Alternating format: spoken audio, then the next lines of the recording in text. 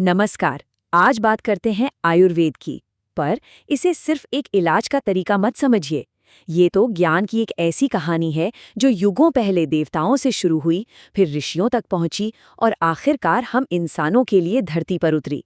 चलिए आज इसी अविश्वसनीय सफर को करीब से देखते हैं। यही सवाल तो इस पूरी कहानी का दिल है ना? आखिर ये कैसे हो सकता है कि 5000 साल पुरानी एक हीलिंग परंपरा की जड़ें सीधे यूनिवर्स के क्रिएटर से जुड़ी हों? तो चलिए इस सवाल का जवाब ढूंढते हैं और इस कहानी की जड़ों तक चलते हैं। तो कहानी की शुरुआत होती है वहीं से जहां से हर चीज की शुरुआत हुई, इसके परम स्रोत से। यहीं से हमें पता चलता है कि आयुर्वेद का ज्ञान कितना दिव्य है। जी हाँ, बिल्कुल। हिंदू मान्यताओं के अनुसार जो सृष्टिकर्ता है यानी ब्रह्मा, सबसे पहले उनके मन में जीवन और लंबी उम्र का ज्ञान यानी आयुर्वेद का विचार आया। मतलब ये किसी इंसान की खोज नहीं थी, बल्कि एक दिव्य रहस्य था जो सीधे सृष्टि के स्रोत से ही प्रकट हुआ। तो ये ज्ञान सबसे पहले देवताओं के बीच ही एक कह सकते हैं रिले रेस की तरह आगे बढ़ा। ब्रह्मा जी ने इसे अपने बेटे दक्ष प्रजापति को सिखाया और फिर दक्ष ने ये ज्ञान देवताओं के जुड़वा डॉक्टर अश्विनी कुमारों तक पहुंचाया। अब कहानी में एक नया मोड़ आता है।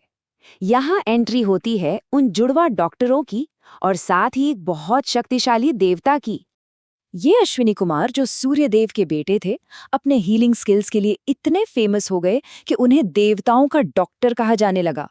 वो मानो एक कॉस्मिक एम्बुलेंस की तरह थे जो ब्रह्मांड में कहीं भी जाकर देवताओं और ऋषियों का इलाज करते थे।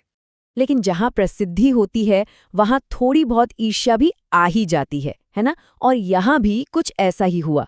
देवों के राजा इंद्र को लगा कि उनकी अथॉरिटी कहीं कम ना हो जाए, तो उन्होंने ठान लिया कि ये ज्ञान तो उन्हें खुद हासिल करना ही होगा। और यहीं पर कहानी का एक बहुत ही इम्पोर्टेंट टर्निंग पॉइंट आता है।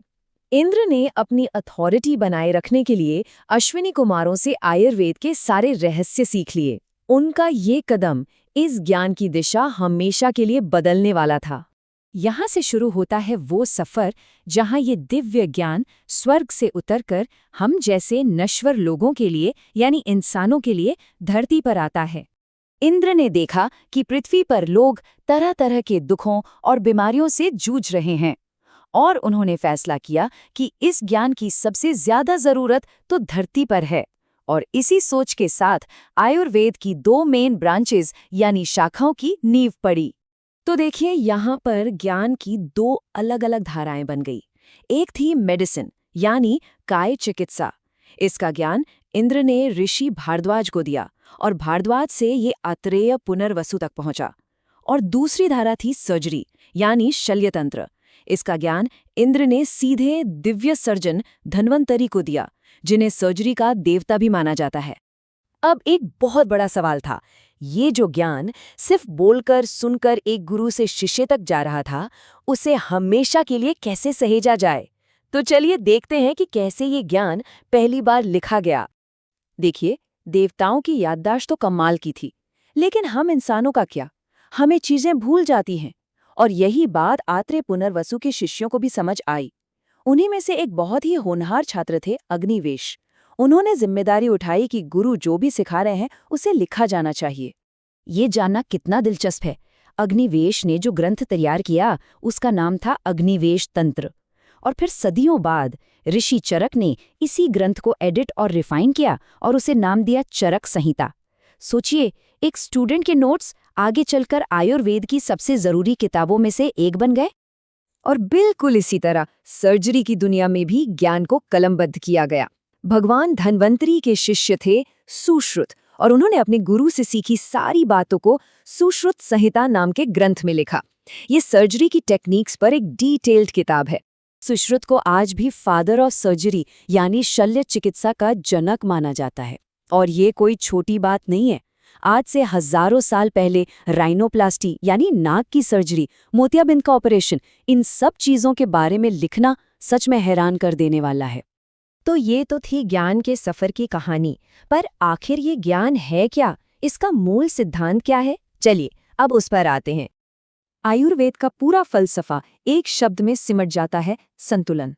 मतलब बहुत ही सिंपल है। हेल्थ का मतलब है बैलेंस और बीमारी का मतलब है इम्बैलेंस। जब तक शरीर के तत्व हार्मनी में है, सब ठीक है। और इसी बैलेंस को समझने के लिए 3 दोष या कह लें कि 3 बेसिक एनर्जीज को समझना जरूरी है। वात, पित्त और कफ। जैसा कि यहाँ दिख रहा है, हर दोष अलग अलग तत्वों से बना है और शरीर में खास काम करता है। जब ये तीनों बैलेंस में होते हैं तो सेहत अच्छी रहती है। अच्छा, तो अब सवाल ये उठता है कि ये हजारों साल पुरानी बातें आज की दुनिया में कितनी मायने रखती हैं? तो जवाब है बहुत ज़्यादा। ये कोई भूली बिसरी कहानी नहीं है। देखिए, आज भी भारत और नेपाल के करीब करीब 80% आबादी, मतलब एक बहुत बड़ा नंबर, अच्छे स्वास्थ्य के लिए आयुर्वेद पर भरोसा करती है। तो सोचिए, एक रहस्य जो सिर्फ ब्रह्मांड के रचयिता के मन में था, वो हजारों साल का सफर तय करके आज पूरी दुनिया में सेहत का एक रास्ता बन चुका है। क्या कमाल की यात्रा है। और यहीं पर एक सवाल मन में आता है, अगर हजारों साल पुरानी ये ज्ञान प्रणाली आज भी इतनी काम की है, तो न जाने ऐसा कितना और प्राचीन ज्ञान होगा जिसे हम आज शायद नजरअंदाज कर रहे हैं। इस बारे में लोगों के क्या ख्याल हैं, ये जानना वाकई दिलचस्प होगा।